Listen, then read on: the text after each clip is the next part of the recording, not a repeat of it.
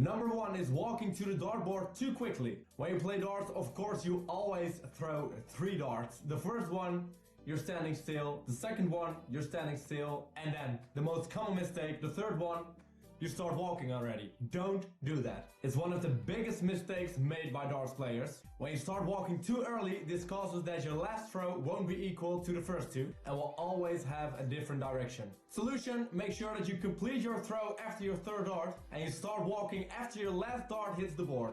This rule assures you throw every dart the same. Number 2 of the most common mistakes is getting along with the pace of your opponent. We all know it, of course. Once in a while you've got an opponent who's throwing like Ricky Evans.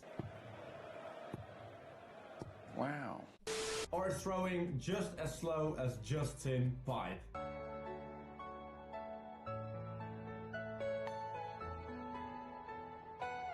The extremely fast and slow darts players, it's very hard to face these opponents because you tend to go along with the pace of them. Don't do it. Always keep focusing on your own game, your own technique, and the most important, your own pace. Just play darts like you do all the time. The third most common mistake is overpowering your second dart after a bad first one. We all know this one. You're walking towards the oki, ready to throw 3 amazing darts again, and then your first one lands in the 1.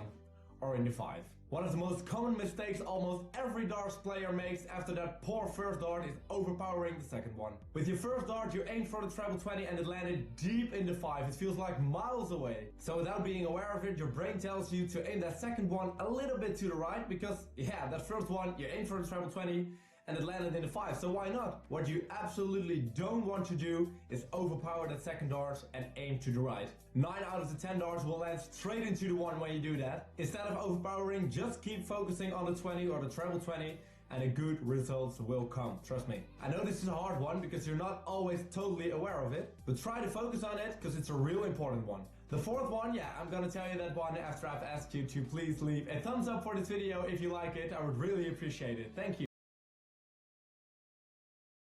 The fourth mistake, and a very common one, is switching to the 19s when the 20 doesn't go so well. Darts is a mental sport. Of course, your own darts level depends on the amount of training hours, the amount of talent you have, of course, but everything has to be fine in here as well. We all have got those days where the 20 looks like your biggest enemy. It's like there are built-in magnets in the 5 and 1 to keep your darts out of the 20. This has a big impact on your performance because you keep thinking about those poor darts. Well, then I better switch to the 19s, right?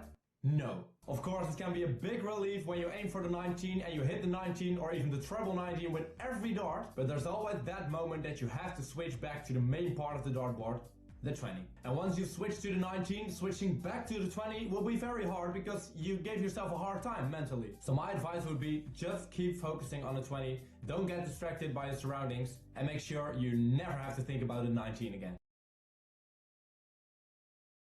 The fifth one. This is the most important mistake a lot of darts players make, and you don't want to do that. It's the ability of not calculating. You always have to check out with a double, so the worst you can do is a bad calculation. One of the most familiar mistakes is when you have 119 points left, you start with a 20. And of course, we all know, once you have thrown that 20, you've got 99 points left and 2 darts in your